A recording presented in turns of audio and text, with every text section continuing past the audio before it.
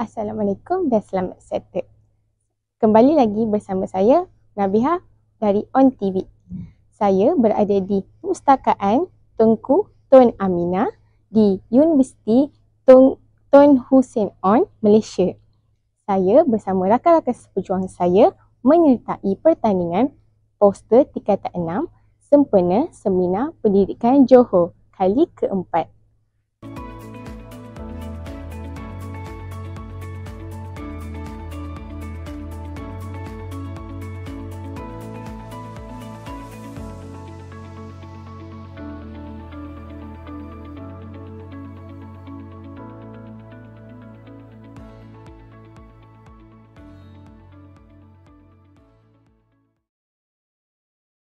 Pertandingan ini telah disertai oleh pelajar tingkatan 6 dari pelbagai sekolah di negeri Johor.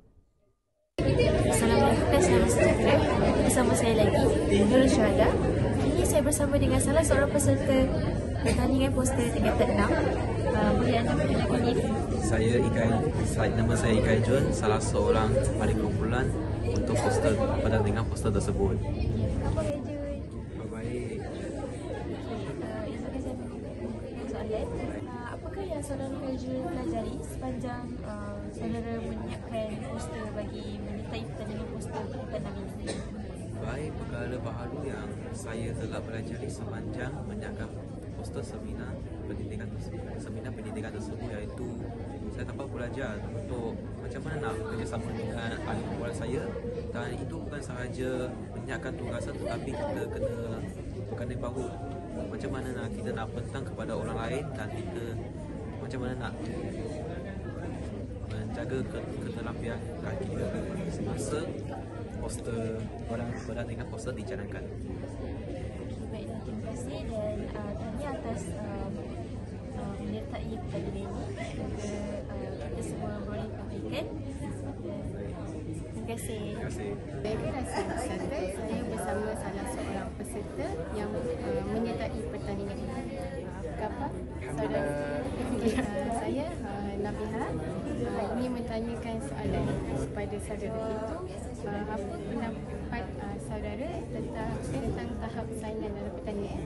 Pendapat saya terhadap tahap saingan dekat sekolah dekat pertandingan ini, setiap sekolah memberi tahap yang mantap dan optimum, sebab tu macam orang kata setiausaha untuk pertandingan ini menyatakan kita ada the best of the best award.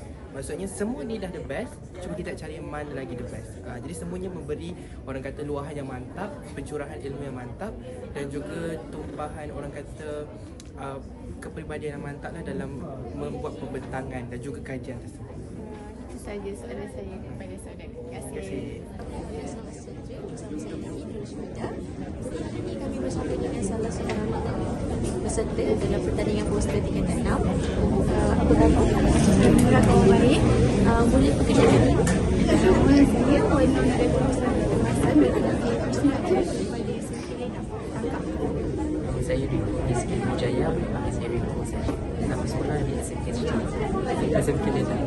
Okey, saya boleh buka soalan ini. Jadi, bagaimana pengalaman ini akan membantu anda pada masa depan? Okey, baiklah. Terima kasih atas soalan ini. Dengan pengalaman kita orang membuat poster hari ini, pengalaman sekarang ini kita orang boleh bawa untuk masuk dan suatu masa semua sekali. Kita orang buat ini mungkin ada ahli yang pandai buat poster AI, nanti akan datang dia boleh buat sendiri. Itulah namanya.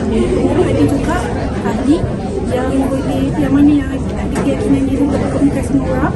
Dia tengok kita buat sekarang, nanti akan datang mungkin dia lebih berani ke untuk you tu nanti.